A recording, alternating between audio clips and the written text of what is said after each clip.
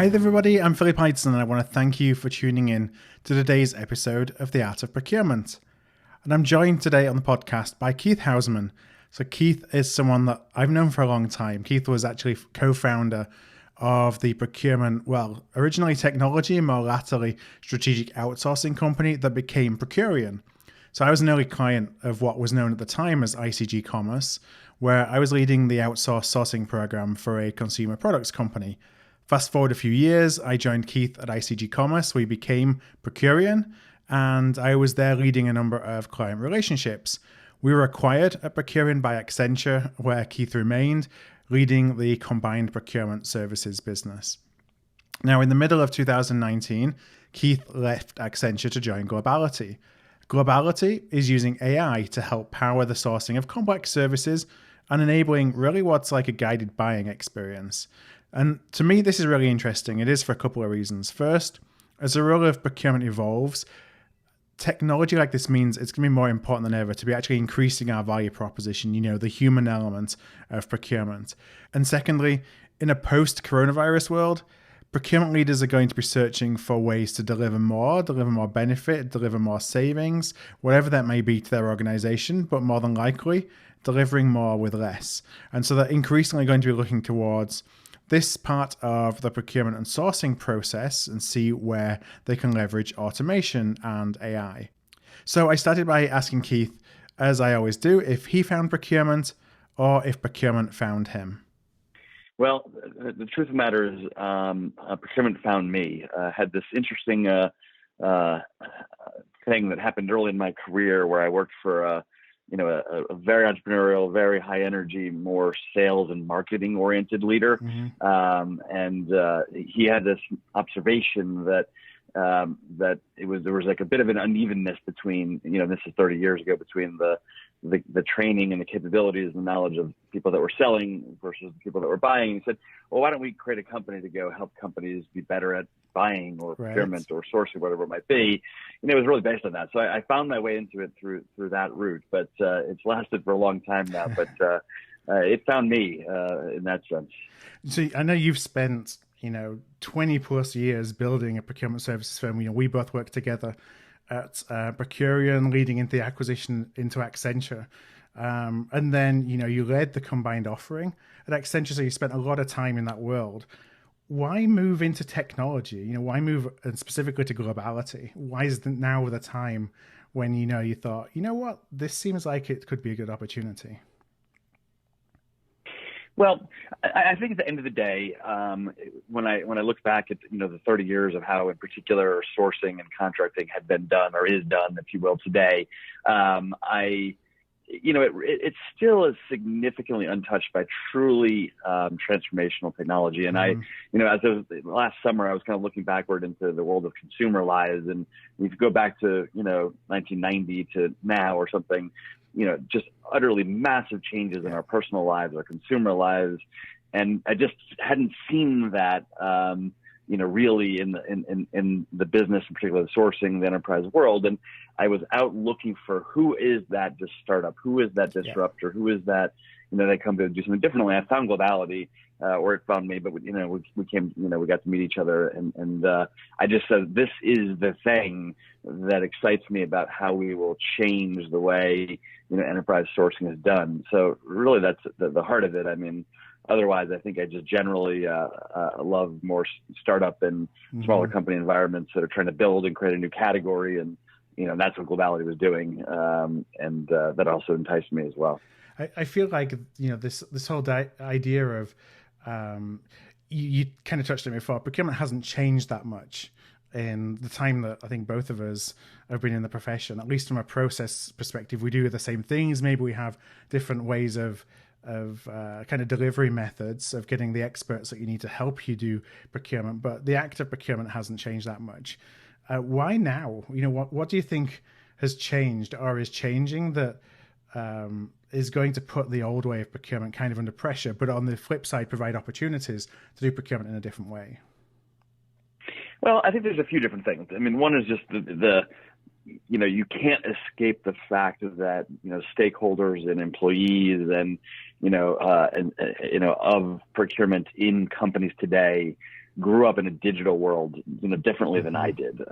You can't escape that fact. So that the demand and the expectations of somebody who truly grew up a digital citizen and, never knew anything about, manual processes or, running something through a spreadsheet or whatever it is, the expectations are so much different of procurement. And I would couple that with, at the end of the day, procurement, particularly indirect procurement, is always under pressure to reduce its operating costs, but also under pressure to create more value, and also under pressure to retain its own employees and teams doing, ever more interesting type of work. And I think those combination of pressures sort of say technology has to be applied differently to uplift the role that procurement is having, to give the end users a different experience, and to ultimately get more done at a lower cost. So I just think those are pressures that are out there that are really working to drive a change. Now, what do you think when you look back at procurement? You obviously talk to a lot of senior leaders, both on the procurement side and the non-procurement, general executive side. What's the perception of procurement out there in the world right now? What's kind of the opportunity that we have as a profession to change the way that people think about what we do? I think it varies a lot, from company to company, environment to environment, and so forth. But I still think in general, procurement is seen as a place that you engage with because your company requires you to, because compliance is important, because adherence to risk policies is necessary, because there's a set of reasons why a good citizen at a company is expected to engage with procurement. It's still not today, in my opinion, something that people are drawn into because the experience and or the guidance they get, is tremendously valuable and adding to what they need to do in their business. So I don't think I think it could be improved in that respect. I mean, at the end of the day, every function, and it really doesn't matter which one, HR will be the same and others, IT, yet another one, that you want your business stakeholders to want to come to you, to want to engage with you, not because they have to, because of a rule or a process or a policy, but because it's a better experience, a better outcome, it's faster, and the value is there. And I think that chasm is still, in many companies yet to be crossed. Yeah. Do you think is that unique to procurement, or are we at the same position as some of the other functions? When you look at HR or IT or marketing, or has kind of the investment been put there first, and now it's almost like it's procurement's turn? That may be very well true. Having worked across and been involved with many, many different companies, I think, you hear people griping about, different functions all the time, and feeling like, they don't understand me or my needs, so I don't know is the problem is totally unique to procurement. But in effect, what you said, I think is right, that, companies have invested further and harder in IT and further and harder in, people development and HR. And I think that's right. Maybe it is time, but time in a different way, than in the past. But I don't know. I don't think procurement alone. At times, other functions are also trying to bring in stakeholders and struggling to do that. Now, how do you see the successful procurement folks who are doing a good job of selling the procurement value proposition internally? Those that are fighting for investment and getting investment from the execs to invest in procurement, versus it being seen, as that almost kind of nuisance area of, we got to do it because a process says we got to do it, so we best have a few people who are doing it. I think that varies a lot by industry and company. I mean, I do think there are companies that have built very strong procurement organizations that have, talented, iconic leaders at the helm of the function, and they year over year tell a story about where they're taking their function, and they get investment year over year. There are definitely industries and companies that have that going for them. I think that's probably the minority. And others really struggle to ask for a budget. And, in fact, even, in the way we approach our revenue model as a company, a bit of it is because we don't want to have procurement people go ask for more budget, right, because they're probably not going to get it. We want them to be able to fund it in new and different and innovative ways. So, I think it is a very hard thing for procurement organizations to ask for more budget. And I probably see more companies that are having budget taken away, than getting more. over the last several years. So with that in mind, let's talk about kind of the opportunity that AI and RPA brings for procurement is something that I think we've talked about as a profession for a long time, and not necessarily, at least at scale, seeing the benefits or the opportunities that exist. And I know that's something that you're building at the moment at Globality, which is one of the reasons I really wanted to kind of dig deep into it, because it shows examples of what we can do in procurement if we're kind of thinking differently while embracing the technology that is now obviously out there. So as I start to think about that, I know one of the things we talked about off mic before when we were doing the preparation for today's call were these moments that matter, the areas of kind of the procurement process where we have an opportunity to change the experience that our stakeholders have of working with procurement. I just wonder if you could share a little bit more about, kind of what you meant about that and what those moments that matter are. Sure. I mean, I think, the founding of Globality precedes me, and, the founders, I think, had some, unbelievable brilliance in the sense that they said, let's design, technology around a new process that, is designed for the end user rather than for, the controllership or for procurement or for the sourcing person, if you will, and really think about the experience that person wants to have, which tends to be more like consumer experiences we have than enterprise experiences we have. But, I think there's a few different places. Like, the first is, I'm a stakeholder in the business and I need to go hire a service provider to do something, right? And I call that the moment of demand creation. We've figured out a way to use AI to interact with an end user, to help them discover what their intent and their needs and their requirements really are, when at times they don't even know it, they can't really document it, and they can't explain it to procurement. So that's the first one, is like, what do I need and how do I buy what I need and not, and not overbuy, not underbuy, and furthermore, not go to a supplier and ask them what I should buy. Right. So that demand creation is a super important one, right? I mean, you're chuckling, right? Because that's, so often what happens, a business stakeholder, they know they have to solve a problem in their world, whether it's marketing or technology or whatever, legal, and their easiest way to solve that problem is to describe it at a 30, 40, 50,000 foot level to a supplier and have them create a requirement or a demand or a scope, if you will, which I don't think is really the best idea, because you inevitably end up going down the path of buying something that's more what the supplier thinks they should sell versus what you want to buy. They want you to buy that, so they want to guide you to it.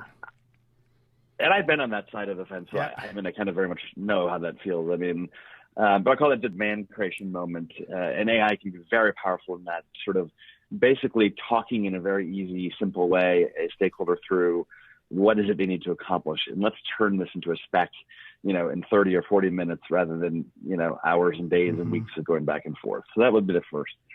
The second really is, we do this every day in our regular lives, right? I mean, whether you're buying a new home, a car, a vacation home, or whatever it might be, an Airbnb or VRBO, you discover suppliers or service providers that are capable of meeting your needs very instantaneously and very digitally today in your consumer world. And we set out to say, why is that not possible in the enterprise world?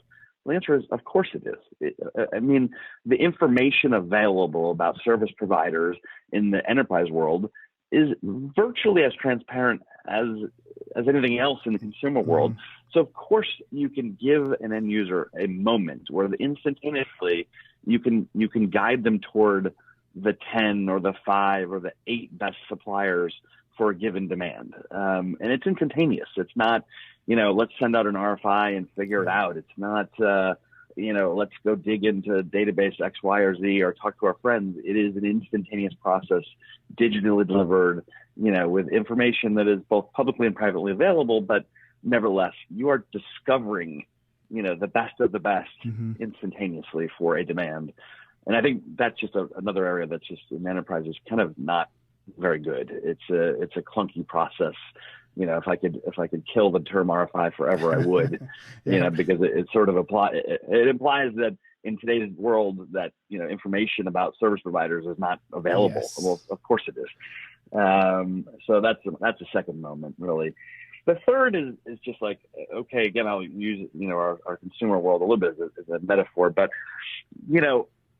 asking a service provider for a proposal for something is not brilliance in any way, right? I mean, it's not technologically complicated, but what is brilliant is the user experience when that happens, right? And the user experience both of procurement and the actual stakeholder that has the need, and that user experience that we've sought to sort of address and fix is, rather than getting responses from 10 suppliers, 5 suppliers, 8 suppliers, in spreadsheets or maybe Word or maybe an e-sourcing tool, you're getting them back. But the platform and the moment we've created it is automated analysis of those offers that you can look at side by side in an instant way and begin to draw conclusions about which offers are better, which suppliers are more suited.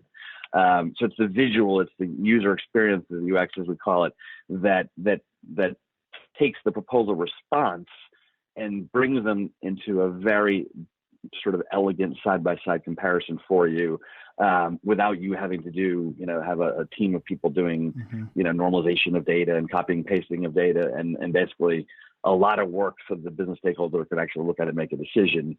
That's a big part of what that moment for us. It's not so much soliciting a proposal, it's bringing them back and looking at them and analyzing them and having them side by side. So huge moment. But, again, I kind of go back to, our personal lives. If you're looking for a vacation home for a week in Barbados, you're basically deciding, what do I want that home to look like? Yeah. And next thing you know, you have 5 of those homes looking at you side by side, and you go, you can immediately decide what you want and you want. You don't have to send a letter to somebody in Barbados hoping that they'll tell you about their house.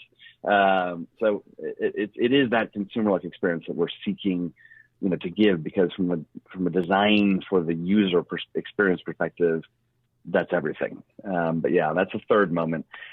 The fourth is, of course, this somewhat almost obvious notion, but if you've gone through that process of developing your demand and shortlisting your suppliers and getting proposals and deciding who you want to do business with, you in fact have all of the raw material to create an SOW.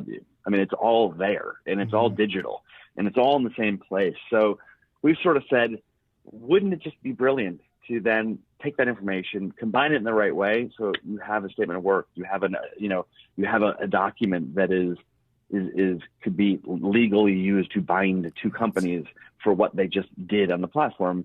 And again, I don't even need to give examples, but we see this all the time in our consumer world, all the time. We're bound by contracts to do different things online, instantaneously. It's lots of fine print and so forth and so on. But the act of, why do I have to go through yet another discombobulated separate process to have somebody write an SOW? We've sort of fixed that. And in my life, having, where I came from and all, I mean, it was a little bit of like a who's on first. Nobody wants to write the SOW. I mean, it's really, is it legal? Is it the business? Is it the procurement person? And we've sort of solved that and said, well, nobody has to write it. The machine writes it. And then of course a human can quality assure it and, make sure it's correct, as the final step in the process.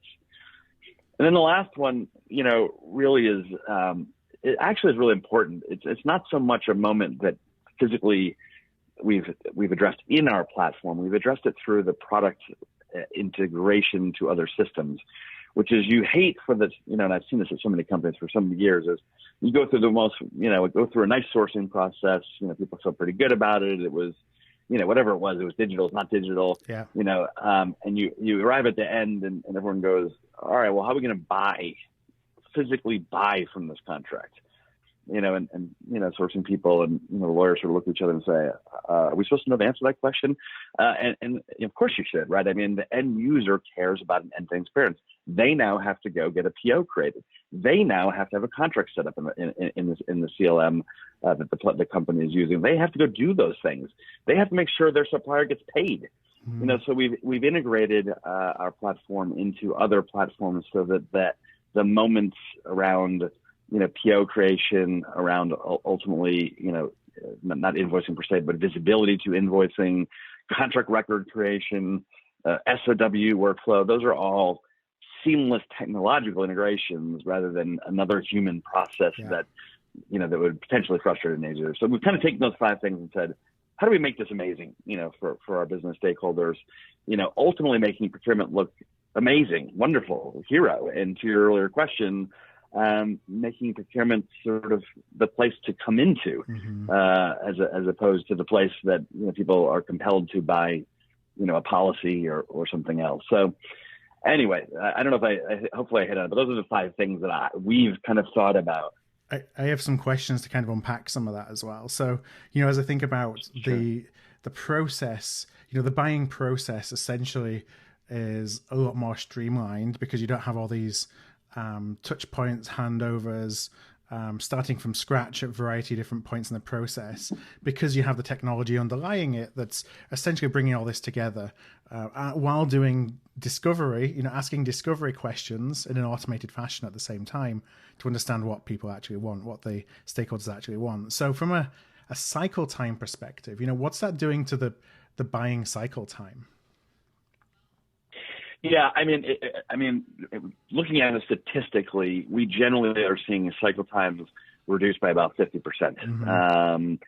And there's a little bit of a cycle time dimension that we can imagine that is, the technology can go as fast as the human wants to go. Right. So if a human wants to go through a sourcing project in 5 or 6 days, they can. If they want to go through a sourcing process in 2 or 3 weeks, they can. And we still have customers that just, if they don't have a burning platform to go quickly, they go slowly in technology as much as they do in their, in an analog world. But if they're compelled to do things quickly, about a 50% reduction in cycle time is what our business stakeholders and our metrics are showing. Yeah, I think there's a mindset thing as well for us in procurement when you're looking at reducing cycle times like that, because you almost feel like you've been brought up to believe that longer cycle times equal greater due diligence, even though that's not necessarily the truth. You just feel something takes longer, you've had longer to think about it, longer to vet the suppliers, longer to make sure that you're doing the right thing. And you flip that on its head and say, well, we can have the ability to do a really quick cycle time. Does that mean that we're going to rush into decisions that we might regret later? And I don't think that's the case, but I think it's one of those kind of objections that we need to help move procurement away from. That's kind of thinking in that way. Yeah, no, I mean, I wish the longer cycle times really were assuring and guaranteed lower risks. And I certainly intuitively think that way you said it totally is a perception. But and again, if you can give digital insight about quality and certainty, whether that be ratings of suppliers that are coming from a broader pool of people, whether that be awards and certifications, if all of that is digitally available to somebody, it just cuts out the time to go, quote unquote, do that due diligence. The diligence is, if you will, pre-done or available. Yeah, it's already there, in which case, it's not so much that you're not doing it, you are doing it. You're just doing it in a different way than you did it before. And I always thought it was just crazy that, that in a way you would have, thousands of buyers asking the same suppliers the same questions about the same diligence topics. It's like, why can't that information be housed and stored once and used by all? And in effect, that's really what we're doing. Yeah, when you're on the other side of that as a provider, you're answering those same questions time after time after time, maybe asked slightly differently. Right. And so you're having to answer them slightly differently. And the amount of time that goes into that from just putting together, building proposals, a lot of wasted time. No doubt. Yeah, no doubt. I mean, in my prior roles at different companies, we oftentimes thought long and hard whether we would respond to an RFP, even from a client we sought after and targeted, just because we knew what it would cost to respond to it, and we knew the imprecision in the result we might get, from it. Yeah, absolutely. And so when we think about that process, the process that you mapped out, is that relevant for everything that we buy, or is it more appropriate for certain products or services, or products or services that have certain characteristics? Yeah, it's a great question. I mean, for my company, for the company Globality, we thought about this a little bit from the standpoint of where is the blue ocean in the problem, that's out there. And you can see the problem of, spec creation, demand creation of, automating SOWs of, you can see it, and seeing proposals side by side for all the richness and detail. It lends itself to services, complex services that are bought, typically through an SOW legal mechanism. Yeah. It lends itself to that more. We've really, sort of taught the AI and built a platform around, high value, complex services, and where that intent is unique and special, and where, the quality and the feedback about a supplier's performance is that much more important, versus things that are products and goods that have, quality is much more objective, where, the describing of the need is much more structured, and you have a SKU, you have a part number, you have a drawing. So we focused honestly on services, for that reason, because you don't hear people complaining as much about the user experience for buying travel, right, or buying office supplies or lab supplies or whatever it might be, because they demand that they just have a different nature to them, and the world has figured out how to make that experience better already, whereas it hadn't in this services space. So what does that mean for the buyer experience? You think about, as a buyer, you would typically be doing all this work yourself, and I'm sure that on one hand you think, well, that's fantastic because this is all work that I never enjoyed doing anyway, and it will allow me to do other things. But on the other hand, they may think, what does a buyer do at this point? So I'd love for you to just kind of explain what the buyer does throughout a process that's enabled by technology in this way, and what that can mean for them and their impact that they can have, on their organizations. Yeah, I mean, I think for sure it creates a shift. And when you say buyer, I'm assuming you mean the procurement person, exactly. Procurement professional, the sourcing lead, the category lead, whoever it is that's leading that process. Yeah. I mean, I guess just telling a story, I would almost say, I mean, virtually every procurement organization I've ever worked with, every sourcing person I've ever talked to, or category person, they're always ruing the lack of time they have to build the relationships with their business stakeholders, to understand, the true underlying business needs of that stakeholder, to do innovation with their supply base, to develop category strategies. So most clients I've worked with, when customers, you come in and they have a team that are kind of inundated with the, they wouldn't say transactions, but they're inundated with doing deals, if you will.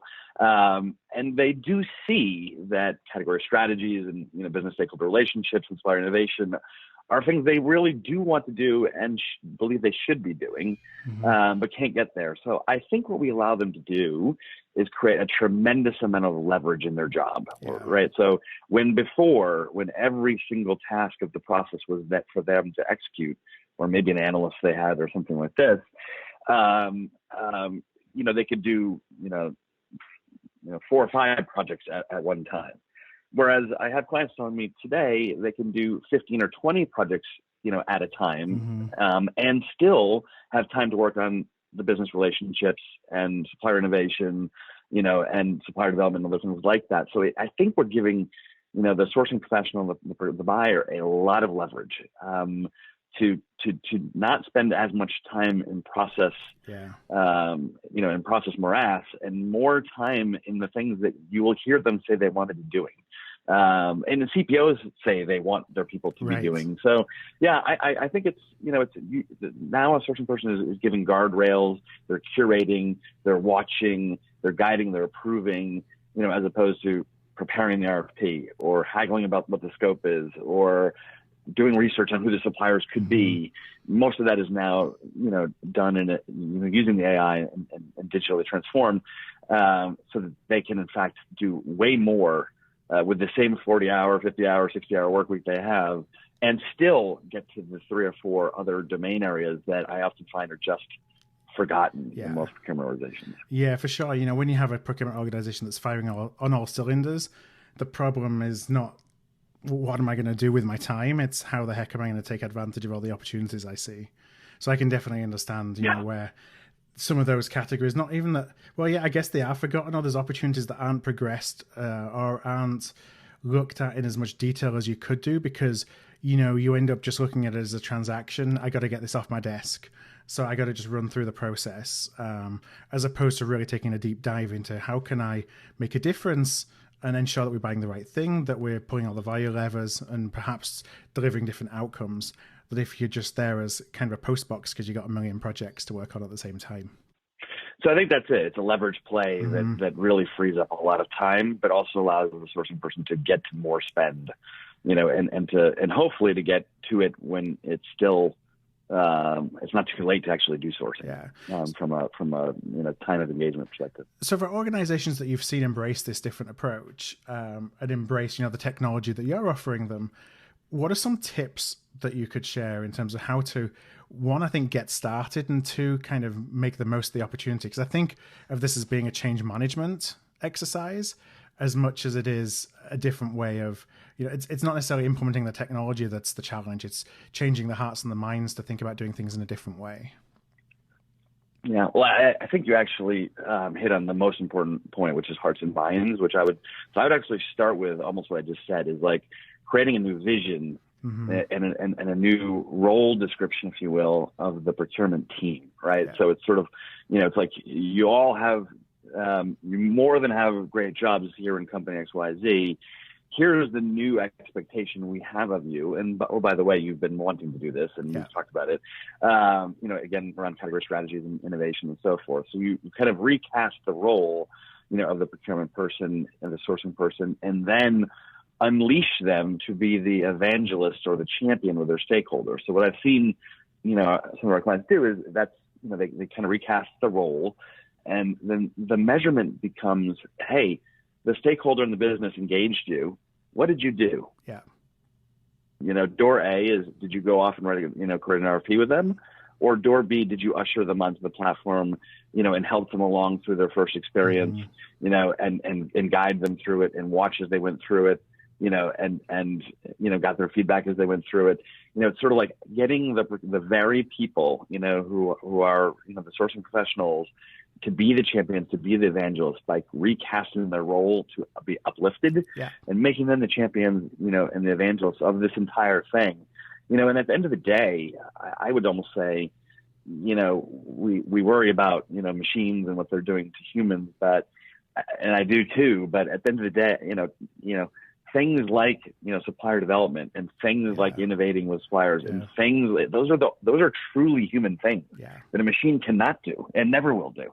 Or I'll say never will do in my lifetime, but, but they are truly human, human things. So it's almost wrapping the story around, we've got a truly human, amazing job for you to do. And we've found a way for you to, get more leverage in your role in your life and go about it that way.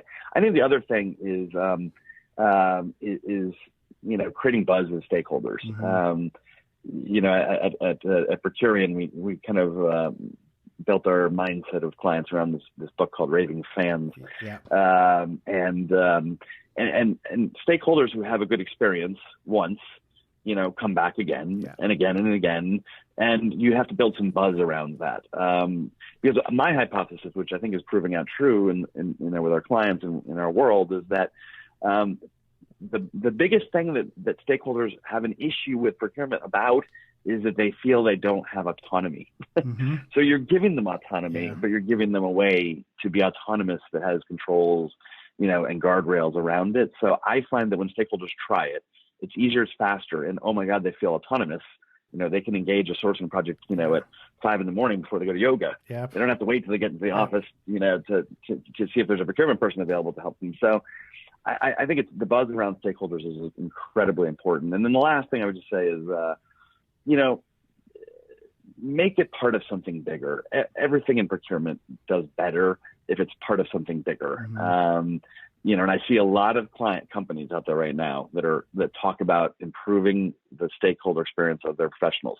If you look at the Silicon Valley companies, for example, a huge mantra for them is, we want to make our knowledge workers so happy, so productive, so feeling at ease about how they do their job and work that they never want to leave, and they are amazingly productive. And that's what this is about, is making, that end user experience so good that they're better at doing their day job, and they don't kick and scream and want to go do their own thing because it doesn't feel like they have autonomy. Yeah, you want to compel them to want to take action rather than force them to, kicking and screaming. I think something that stood out to me as you were talking about kind of the role of the human versus the role of the machine is that, it's kind of that changing mindset of what the value that we can bring as procurement professionals. We can help our business, through a more streamlined process like this, and a process that may actually result in better outcomes than what we were able to do before. But then this thought that, the value we bring begins after a sourcing award has been made. It doesn't end at the time that a sourcing award has been made. And I feel a lot of us, the procurement has been structured in a way where our role is to help somebody find a supplier. It's not to help them get the most out of that supplier. And that's really where the value is built. Yeah, I would argue, and I think advanced and mature companies would generally are already there, is that there's way more value after you choose a supplier and do a contract than there is getting to that. Because otherwise the supplier, if not nurtured, if not, interacted with, if not given feedback, if not, setting joint goals, if not, asked to innovate, they won't. It's just not, it's a two-way street, and the buyer has to, I think, create that environment. Well, Keith, I want to really thank you, and our time is coming up. I want to thank you for joining me today on the show. It's been great to one, to catch up, and two, to learn a little bit more about something that I think is really transformational for procurement. And I just have one final question. It's usually the easy question I say. That's if listeners are interested, they want to find out more, they want to connect with you directly. What's the best place for them to find you? So they can always find me on LinkedIn, directly. You can always email me, keith.hausmann@globality.com. There's lots of different ways, but, finding me on LinkedIn, finding our website, www.globality.com is easy. But sure, I would love to talk to people that are intrigued by what we've talked about today. Directly email me, and we'll take it from there. Awesome. Well, what I'll do is I'll leave the links to your website, your LinkedIn profile on our show notes page for today's episode. That's going to be artofprocurement.com/podcasts. And just have a look at all the podcasts we've published. They're all there. You'll find this one with Keith there. Go to the show notes. There'll be the links of how to connect with Keith. So one last time, Keith, thank you very much. Thank you. Hi there, I want to thank you for tuning in to today's podcast.